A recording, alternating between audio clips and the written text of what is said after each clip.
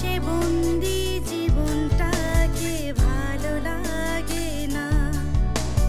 বন্ধুরা সব গেছে চলে কোথায় জানি না।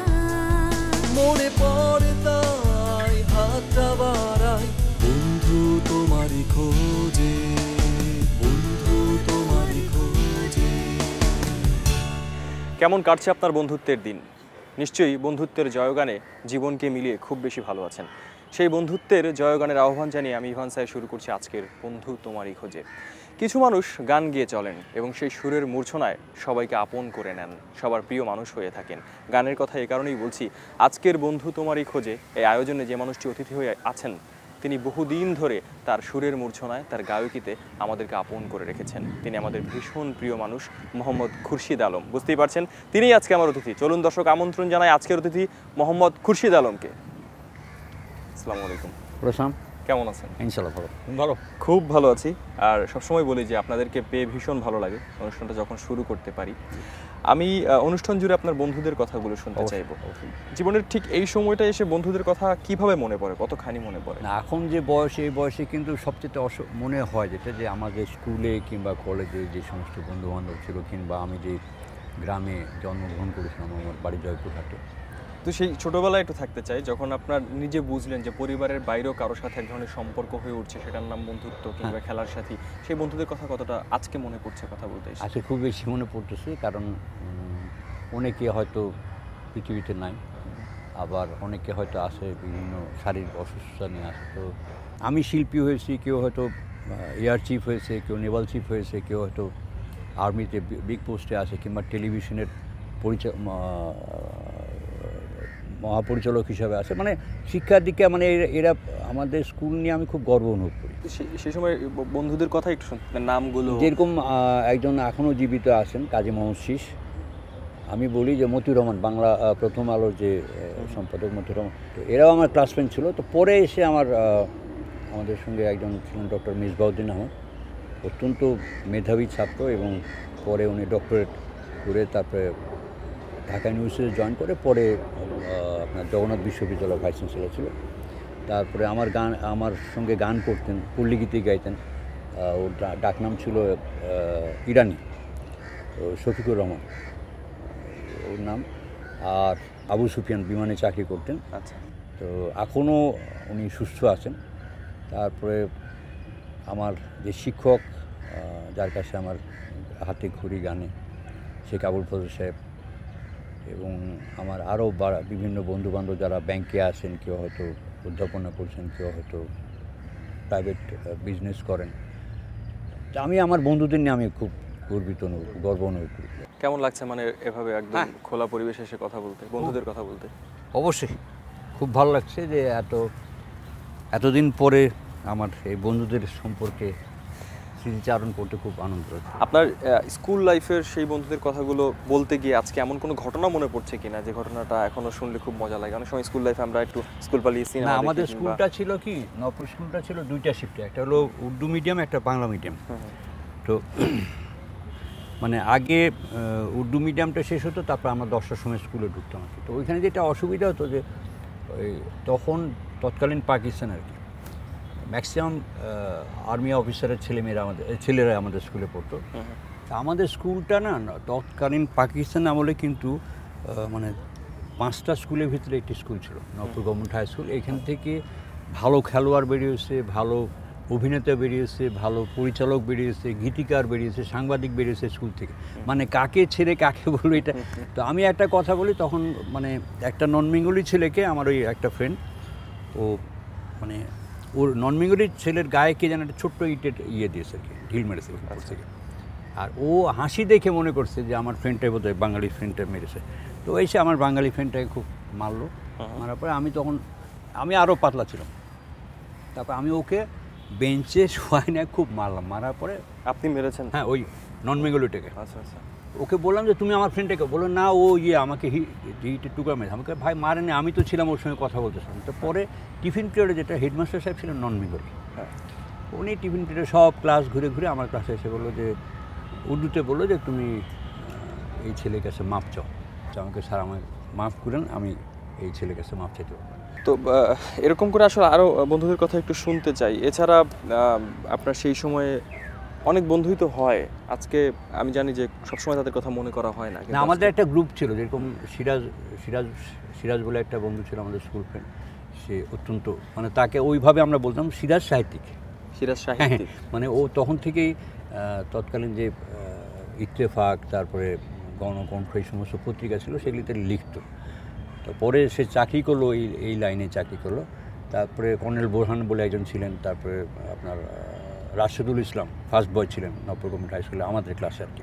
আমি শুধু গান বাজনার লাইনে আসলাম, কিন্তু আমার আর কোনো বন্ধুবান্ধব আসলো না। এবং আমার একটা জীবনের সবচেয়ে দুঃখ যে আমার যে স্যারের জন্যে আমি স্কুলে গান গাওয়ার সুযোগ পেয়েছিলাম, এবং 1962 এবং 63-তে আমি তখন তৎকালীন ইস্ট পাকিস্তান এডুকেশন উইক, যেটা এখন শিক্ষা সপ্তাহ বলা হয়, রবীন্দ্রসঙ্গীত এবং আধুনিক আমি ফার্স্ট হয়েছিলাম। ওই স্যার কিন্তু শেখ আবুল ফজল সাহেব, আমি হারমোনিয়াম বাজাতে পারতাম না, উনি আমার সঙ্গে হারমোনিয়াম বাজাতেন। তো উনি যেহেতু বেতারে আপনার গান করতে পারেন নাই, সেটার জন্য উনি আমাকে বেতারে চমৎকার। এবং আমি বলবো যে আপনিও আমাদের সবার শুধু শ্রদ্ধেয় প্রিয় তাই না, আপনি আমাদের দেশের সম্পদ। আপনার গান দিয়ে সেই জায়গাটি আপনি আমাদেরকে করে দিয়েছেন। আমি একটু আপনার সেই স্কুল থেকে একটু হাই স্কুলের কথা বা একটু বড় হয়ে যাওয়ার পরে বন্ধুত্বের কথা, সেই সময় বন্ধুত্বের দিনগুলির কথা, সেগুলো একটু শুনতে চাই। না, যেরকম ম্যাট্রিক পাস করার পরে আমি সত্যি কথা বলতে কি আমি আর পড়ালেখা করা শখ ছিল। তো আমার ভগ্নিপতি থাকতেন নওগাঁতে, তো উনি ব্যবসা করতেন। ভগ্নিপতি আমার দুলাভাইয়ের কাছে গেলাম, দুলাভাইকে বললাম ব্যবসা করো। তো দুলাভাই বলল তুই এখন ঢাকায় যা, মিনিমাম গ্র্যাজুয়েশনটা করে তারপর ব্যবসা করো। ওইখানে আসার পরে আমি কলেজ অফ মিউজিকে ভর্তি হলাম। তো ওই কলেজ অফ মিউজিকের পরে কলেজ অফ মিউজিকে যারা করেছিল, আমার যারা বন্ধু ছিল, বান্ধবী ছিল, ডল বলে একটি মেয়ে, ও কলেজ অফ মিউজিকের প্রথম ব্যাচের ছাত্রী আর কি। শারমিন বলে একজন মেয়ে, এখন চিটাগাংয়ে খুব নামকরা বিজনেস প্রতিষ্ঠানের মালিক। সেও দেখতাম যে এখন ছেলেটের দেশে খুব অসহায় লাগে। যে আরেকজন আছে হেলাল, মোতাহার হোসেন বলে একজন আছে, সে শুধু তার সঙ্গে শুধু যোগাযোগ আছে, কারণ সে বেতারে অ্যানাউন্সার হিসেবে চাকরি করে, ভালো বেহালা বাজাতো। তারপর শেখ সাদি খান, আবিদা সুলতানা, এরাও কিন্তু কলেজ অফ মিউজিকের ছাত্রী। যে আমি যখন প্রথম সিনেমায় গান করতে যাই, এটা আমি খুব নিজেকে ভাগ্যবান মনে করি, যার জন্য আমি বলি যে বেতার যদি আমাকে বলে যে সারা রাতই থাকতে হবে বেতারে, সারা রাতই থাকতে রাজি আছে। বিকজ আমি যখন 1969-এ সিনেমায় প্রথম গান গাইতে গেলাম, ছবির নাম আগন্তুক ছিল, তখন রেডিওর শুধু রিজনাল ডাইরেক্টর ছাড়া, মহাপরিচালক ছাড়া বাদ বাকি সবাই গিয়েছিলেন যে আমাদের খুরশিদ আলম গান করবে আজকে চলচ্চিত্রে। এটা আমি ঋণ শোধ করতে পারবো না। আমরাও আরও বেশ খানিকটা সময় সান্নিধ্যে থাকতে চাই আপনার, অবশ্যই, এবং আপনার সান্নিধ্যে এমন কাউকে এনে সেই সময়টাকেও আরও বেশি সুন্দর করতে চাই, সেরকম কিছু প্রত্যাশা। আমরা একটু সামনে একটু অবশ্যই কথা বলবো। অবশ্যই। আমার একটু আপনার কাছ থেকে জানতে ইচ্ছে করছে, আপনার কাছে বন্ধুত্বের সংজ্ঞা আছে কোনো, মানে বন্ধুত্বের সংজ্ঞা কি? না, বন্ধুত্ব এমন একটা জিনিস, এটা নির্ভেজাল, আমি নিষ্পাপ একটা জিনিস। কারণ বন্ধুর সঙ্গে কিন্তু কোনো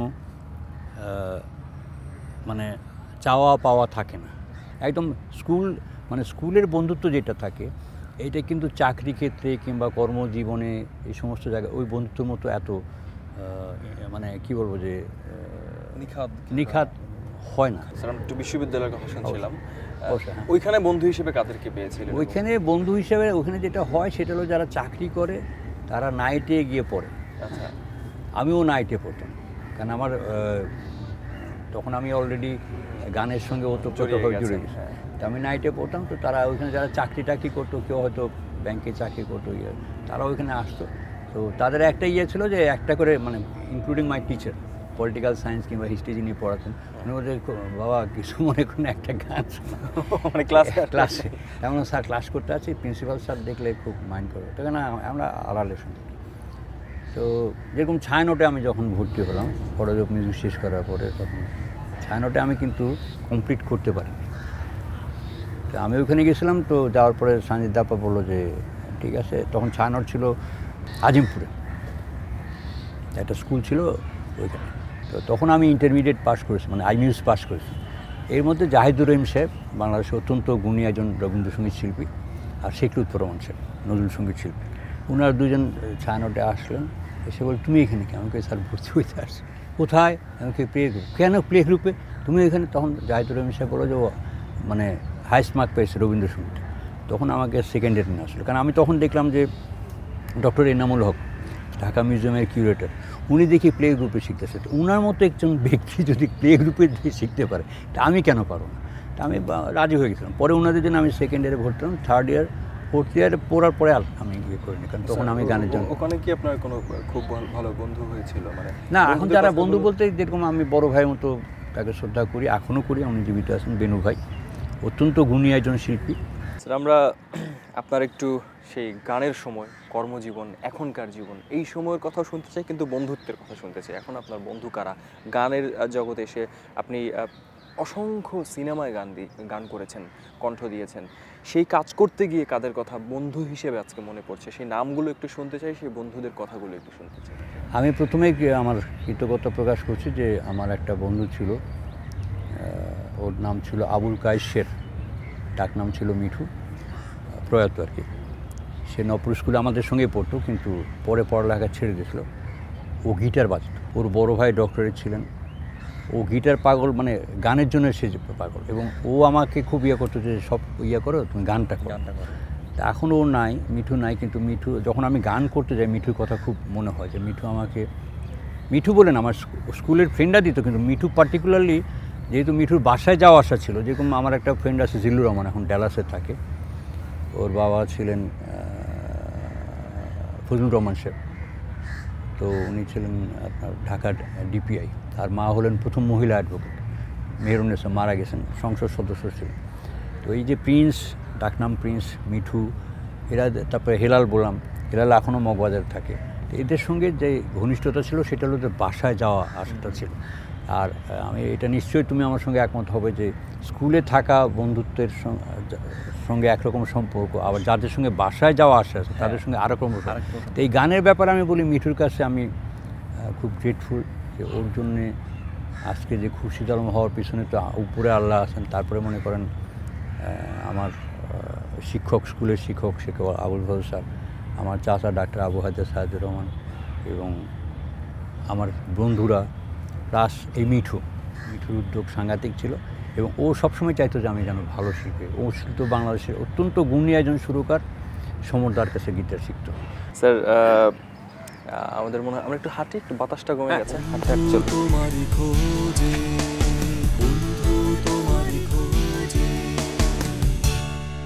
আপনার পুরো বর্ণাঢ্য জীবনের কথা তো খুব অল্প সময় শোনাটা আসলে খুব কঠিন হয়। এই যে এখন যে সময়টা পার করছেন, যে কাজগুলো করছেন, এখন আপনার বন্ধুই যদি বলি, বন্ধু কারা?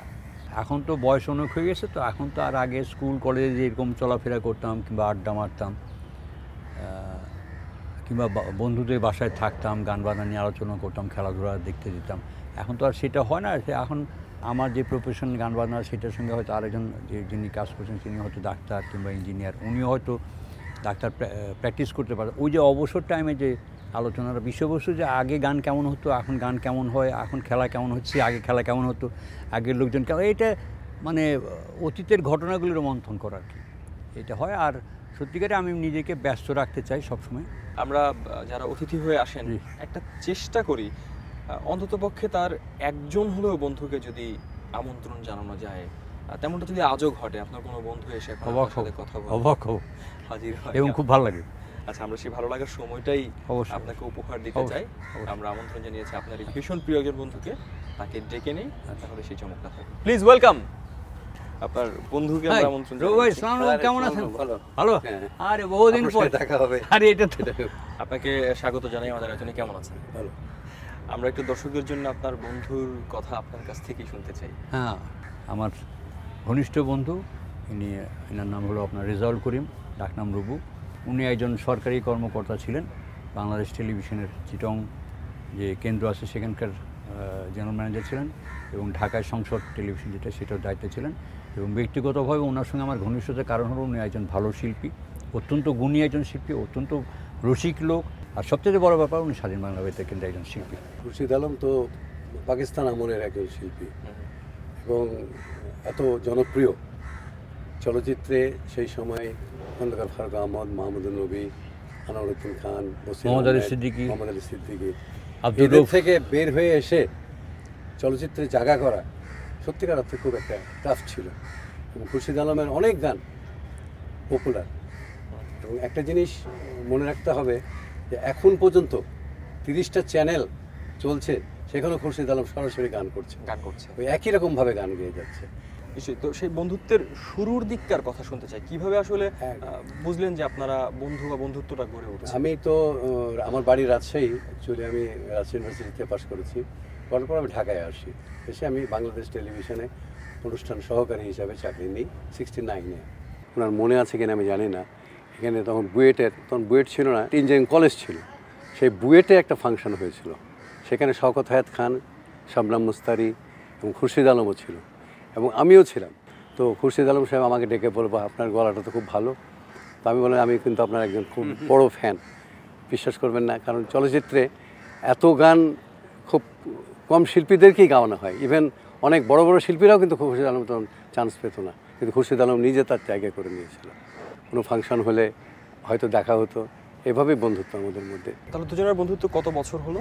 আমাদের প্রায় টুকটাক ধরে নিলে 40 বছর। 40 বছর। কিন্তু আমার একটা বিষয় খুব জানতে ইচ্ছে করছে, আমরা দেখা যায় যে এই সময়ের কথা যদি বলি, বন্ধুত্বের মাঝখানে সম্বোধন খুব বেশি গুরুত্বপূর্ণ হয়ে যায়।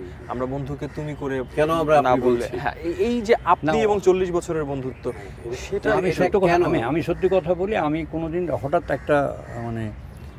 একজন ভদ্রলোকের সঙ্গে পরিচয় হলো, তাকে কিন্তু হঠাৎ তুই কিংবা তুমি বলতে পারি না, আমি সবসময় আপনি বলি। তারপরে আস্তে আস্তে কিন্তু রবু ভাইয়ের সঙ্গে যেটা হয়ে গেছে, আর রবু ভাইকে আমি কোনো তুমি বলতে পারবো না, এটা এমন একটা বন্ধুত্বটা ঠিকঠাক। হ্যাঁ, বন্ধুত্ব ঠিক আছে, আমাদের ভিতরে আমরা খুনটুসি করি, হাসাহাসি করি, ঠাট্টা মস্করি করি, সবই করি, কিন্তু ওই আপনি বলাটা। খুনসুটির কথা বলছিলেন, আমি একটু আপনার কাছ থেকেই শুনতে চাই যে এমন কোনো মজার স্মৃতি সরাসরি দুজনের কি আজকে আমাদের সাথে শেয়ার করা যায়?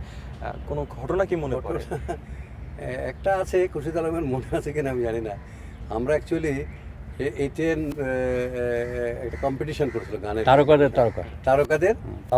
তারকাদের। তো সেখানে আমরা বিভিন্ন জায়গায় জাজমেন্ট দেওয়ার জন্য আমরা জাজ হিসাবে নিয়োজিত হই। আমি, খুরশিদ আলম ছিল, শেখ সাদিক খান ছিল, বশির আহমদ ছিল। তো ভাগ্যক্রমে আমাদের একসঙ্গে এক রুমে থাকার ব্যবস্থা। তো আমি, খুরশিদ আলম এক রুমে, আর এক ভদ্রলোক, ওনার নাম আমি বলবো না, অসম্ভব নাক ডাকে। তো এরকম তো হয় না সাধারণত।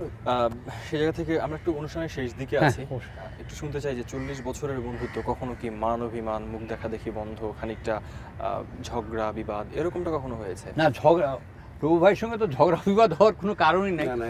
আমার একটা অভিমান ছিল, অভিমান সেটা হচ্ছে খুরশিদ আলমের, এখনো আছে।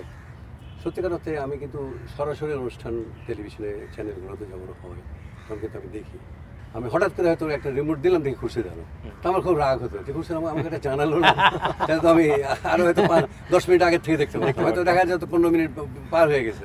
এই অভিমানটা, তারপরে কিন্তু আমি টেলিফোন করে কিন্তু খুরশিদ আপনার প্রোগ্রাম গেল, আপনি বললেন না কেন আমাকে, এগুলো অভিমান তো হয়। কিন্তু খুরশিদ আলমের একটা সবচেয়ে বড় গুণ, খুরশিদ আলম নিজেও হয়তো জানে না, আমাদের দেশে কোনো শিল্পী যদি বিপদে পড়ে, মনিটারি প্রবলেম হয়, ইভেন মারা গেছেন, প্রত্যেক জায়গায় তাকে পাবেন, প্রত্যেক জায়গায়। আমি খুরশিদ আলমকে এমন কোনো জায়গা নাই যেখানে তাকে দেখিনি। আমার এত ভালো লাগে। আমাদেরও ভালো লেগেছে দুজন বন্ধুকে এমন করে পেয়ে, দুজনের কথা শুনে। আমরা অনুষ্ঠান থেকে বিদায় নেব, কিন্তু আমরা চাই না যে এভাবে অনুষ্ঠান থেকে বিদায় নেব, দুই বন্ধুর গলায় কোনো একটা গান শুনতে শুনতে বিদায় নিতে চাই। এবং ভীষণ ভালো থাকুন সব সময়, এবং সামনের দিনগুলো আপনাদের এই বন্ধু, আমি সবসময় অনুষ্ঠানের শেষ দিকে কথাগুলো বলি যে এই বন্ধুত্বের ছটা দেখে আমরা যারা দেখছি বা আরও সামনের প্রজন্ম যারা আছে তারা যেন বন্ধুত্বের বাঁধনে আরও বেশি আবদ্ধ হয়, সে প্রত্যাশা রেখে আমি একটু বিদায় নিয়ে আসবো এবং তারপর দুজনের কাছ থেকে একটু কথা শুনবো। প্রিয় দর্শক, আগামীকাল থেকে কিংবা কিছুক্ষণ পর থেকে আপনার কোনো বন্ধু যদি হুট করে আপনাকে আপনি করে বলা শুরু করে, যে আপনাকে ন্যাচারালি তুমি কিংবা তুই করে বলতো, তাহলে কি খুব একটা অবাক হবেন?